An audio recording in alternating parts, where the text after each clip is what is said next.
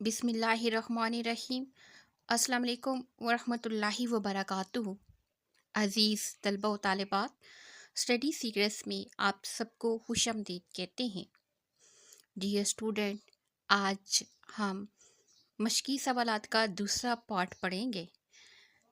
इससे पहले हम सबक नंबर 3 के पहला पार्ट, जिसमें सवालों के जवाबात और मुख्तसर तरीन सवालात के अलावा हिस्से मारूज़ी को तफसील से पढ़ चुके हैं।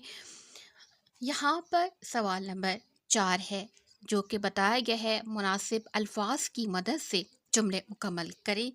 बहुत से तालिब इल्म इस सवाल को छोड़ देते हैं क्योंकि ये बोर्ड का सवाल नहीं है।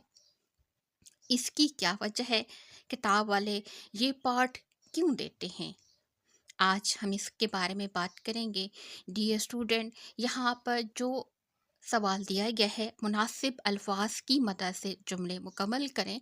अगरचे बोर्ड के पेपर में ये सवाल नहीं होता, लेकिन किताब में या टेक्स्ट बुक में तालिब इल्मों की ज़हनी सतह को बेहतर से बेहतर बनाने के लिए और उनका अपने टेक्स्ट यानी सबक के मतन पर अबूर हासिल करने के लिए इस तरह के सवालात और एक्टिविटीज़ दी जाती हैं, ताकि इसके ज़रिए से वो ना सिर्फ दुरुस्त अल्फाज का इंतखाब कर सके हिस्से मारूज़े के अंदर, और इसके अलावा जो दूसरी इंतहाई अहमियत के हामिल ये सवाल है कि बच्चे या तालिब इल्म जो है वो मुश्किल अल्फाज का जो मानी है उसको अच्छी तरीके से समझ सकें, क्योंकि नसर पारे की तशरीह में मुश्किल अल्फाज के मानी के 3 नंबर हैं। लिहाजा यही सवालात होते हैं और यही मुश्किल अल्फाज होते हैं जो कि मतन में और नसर पारे की जो तशरीह है उसके दौरान दिए जाते हैं। लिहाजा तालिब इल्म को बार बार इन्हीं सवालात के ज़रिए से मशक करवाई जाती है, एक्टिविटीज़ करवाई जाती है कि वो इन मुश्किल अल्फाज के मानी जो है वो ज़हन में रखें, और इसके अलावा जो है हिस्सा मारूसी के अंदर वो दुरुस्त जवाब का इंतखाब कैसे करेंगे, ताकि इस तरह की प्रैक्टिस के दौरान वो अपने बोर्ड में आने वाले सवालात को अच्छी तरीके से हल कर सके। अब बढ़ते हैं सवाल की तरफ। मुनासिब अल्फाज की मदद से जुमले मुकम्मल करें।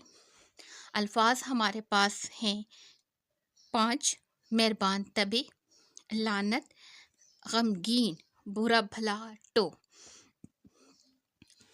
हरगिज़ नहीं, खुदा की कसम, खुदा आप ख़ातमुन नबीयीन सल्लल्लाहु अलैहि वसल्लम को कभी गमगीन ना करेगा।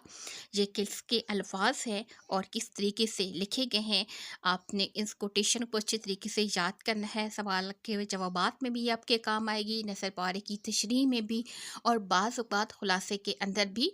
ये इंतहाई अहमियत के हामिल अल्फाज हैं, लिहाजा ये इसलिए दिए जाते हैं ताकि आप जो हैं इन अल्फाज को, इन जुमलों को जो है वो बार बार रिपीट करते रहें सवालात की शक्ल में, एक्टिविटीज़ की शक्ल में, ताकि कहीं पर भी कोई गलती ना हो। आप ख़ातमुन नबीयीन सल्लल्लाहु अलैहि वसल्लम ने नाम लेकर कभी किसी मुसलमान पर डैश नहीं की, नाम लेकर कभी किसी मुसलमान पर लानत नहीं की। हजूर अकरम ख़ातमुन नबीयीन सल्लल्लाहु अलैहि वसल्लम की आदत किसी को डैश कहने की ना थी, आदत किसी को क्या कहने की ना थी, बुरा भला। किसी के अंदरूनी हालात की डैश में नहीं रहते थे, किसी के अंदरूनी हालात की टो में नहीं रहते थे। इस तरीके से डियर स्टूडेंट आप तैयार करेंगे तो आपको बताया गया है कि कम अज़ कम 2 सवालात के अंदर आपके ये जो अल्फाज मानी हैं या अल्फाज जुमले हैं आपके काम आने वाले हैं। लिहाजा आपने इन पे फोकस करना है, इसे गैर ज़रूरी समझकर आपने छोड़ नहीं देना। सवाल नंबर 5 की तरफ बढ़ते हैं। दरअसल पैराग्राफ की तशरीह करें। आप क्लास नाहम के पेपर देकर आ चुके हैं डियर स्टूडेंट। आपको मालूम है कि नसर पारा की तशरीह कैसे की जाती है। सबसे पहले हमने क्या करना है, सबक का नाम लिखना है, मुसन्निफ़ का नाम लिखना है, और उसके अलावा ख़त कशीदा अल्फाज के हमने मानी लिखने हैं। जिस तरीके से ये लिखे गए हैं, बिल्कुल कुछ तालिब इल्मों की ये गलती सामने आती है कि वो جو بورڈ کے پیپر میں الفاظ دیے جاتے ہیں ان کو چھوڑ کر وہ باقی جو الفاظ ہوتے ہیں ان کے معنی لکھتے ہیں، تو یہ طریقہ کار غلط ہے اور اس کے آپ کو نمبر نہیں ملیں گے۔ لہٰذا جو سوال اور جو الفاظ انڈر لائن کیے جائیں، آپ نے انہی الفاظ کے جو ہے معنی لکھنے ہیں، اور اس طریقے سے بار بار پریکٹس کروائی جائے گی تاکہ آپ جو ہے اچھے طریقے سے تشریح کر سکے، اور تشریح جو ہے وہ آپ کو معلوم ہے کہ کس طریقے سے کرنی ہے۔ بہرحال کوشش کریں کہ آپ کے جو سبق کے اینڈ پر نظر پا رہے ہیں ان کی تشریح لازمی تیار کر کے رکھا کریں۔ اس کی وجہ یہ ہے کہ ایکسرسائز سے زیادہ تر سوالات بن کر آتے ہیں، تو نظر پارے کی تشریح کا جو سوال ہوگا امید ہے کہ وہ بھی ایکسرسائز سے ہوگا، لہٰذا آپ نے اس کو اچھے طریقے سے تیار کرنا ہے، اور ہم بھی کوشش کریں گے کہ آپ کو پیپر کے دنوں میں اچھے انداز میں تشریح لکھنے کا ایک معیاری طریقہ کار سمجھا سکیں اور بتا سکیں۔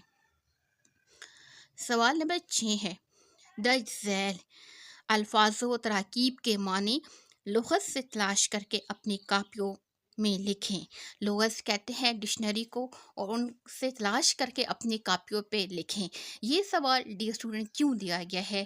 اس لیے دیا گیا ہے جیسے کہ اوپر دیا گیا ہے، تو آپ نے خط کشیدہ الفاظ کے معنی لکھنے ہیں، اور ہو سکتا ہے کہ کوئی پیراگراف ایسا ہو جس میں یہ والے الفاظ آئے ہوئے ہوں، تو آپ نے اس سوال کو اچھے طریقے سے تیار کرنا ہے الفاظ کے معنی، کیونکہ بعض اوقات پیپر جو ہے ترتیب جب دیا جاتا ہے تو ایکسرسائز کے علاوہ ٹیکسٹ کے جو کتاب کے پیجز ہیں، صفحات ہیں، وہاں سے بھی آپ کی جو نثر پارے کی تشریح کا پیراگراف چنا جا سکتا ہے، لہذا کوشش کریں کہ آپ لوگوں کو الفاظ کے معنی لازمی طور پر آنے چاہیے، کیونکہ 10 نمبر کے سوال میں 3 نمبر جو ہیں وہ الفاظ کے معنی کے لیے مخصوص ہیں۔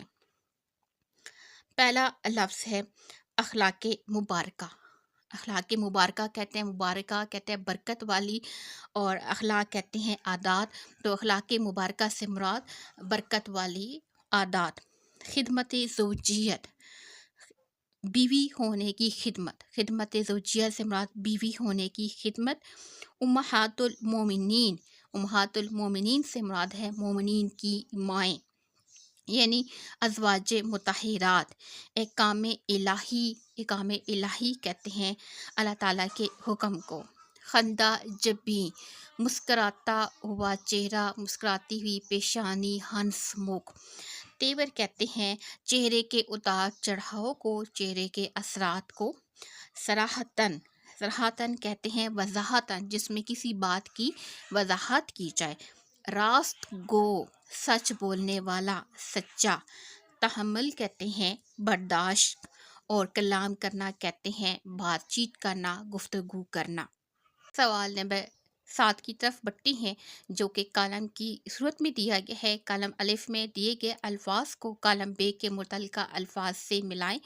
بہت سے طالب علم جو 10 کلاس کے ہیں وہ یہ سمجھتے ہیں کہ یہ غیر ضروری سوال ہے، یعنی کہ کالم چونکہ پیپر میں نہیں آتا وہ اسے چھوڑ دیتے ہیں، لیکن ایکسرسائز کے دوران ڈیئر اسٹوڈنٹ آپ سے ریکویسٹ ہے کہ آپ تمام سوالات جو دیے جاتے ہیں ان کو غور سے پڑھا کریں اور ان پر توجہ دیا کریں، کیونکہ ایک ایک لفظ جو ہے وہ انتہائی سوچ سمجھ کر دیا جاتا ہے اور ترتیب دیا جاتا ہے۔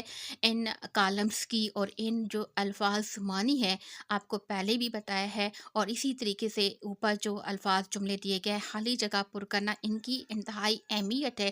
یہ وہ ایکٹیویٹیز، ایکسرسائز ہیں اور ذہنی پریکٹس ہے جنہوں نے آپ کو بورڈ میں کامیاب کرنا ہوتا ہے۔ آپ کو طریقہ کار کا پتہ چلتا ہے کہ کس طریقے سے ہم نے درست الفاظ کا انتخاب کرنا ہے، کس طریقے سے لکھنا ہے، اور کس لفظ کا کیا معنی ہے، تاکہ آپ اچھے نمبروں سے پاس ہو سکیں۔ کالم الف کو کالم ب سے ملانا ہے، تو کالم الف میں لفظ ہے تربیت۔ تربیت کو یہاں سے دیکھیں گے تو دوسرا پارٹ ہے تربیت یافتہ۔ نمبر 2 ہے آغوش۔ یہ الفاظ دیے جاتے ہیں آپ کی ٹیکسٹ سے، آپ کی کتاب کی ریڈنگ سے۔ آغوش پروردہ، آغوش پروردہ۔ احسان، انعام۔ راست گو، امر حق، اور لاسٹ آپ کا لفظ ہے सिला रहमी।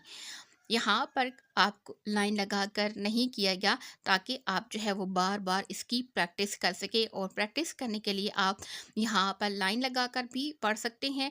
दूसरा, आप इस आगे नंबर 1 लिख सकते हैं, या इस तरीके से नंबरिंग देकर भी लिख सकते हैं कि तरबियत यहाँ पर फर्स्ट है, और इसका जो लास्ट वाला है वो इसके साथ जो है वो कालम के तौर पर मैच हो रहा है, मुतलका अल्फाज है। तो मिलाने के मुख्तलिफ तरीके हैं, लेकिन हर तरीके का आखिर पे एक ही मकसद है कि तालिब इल्म को अच्छे तरीके से एक्सरसाइज आती हो।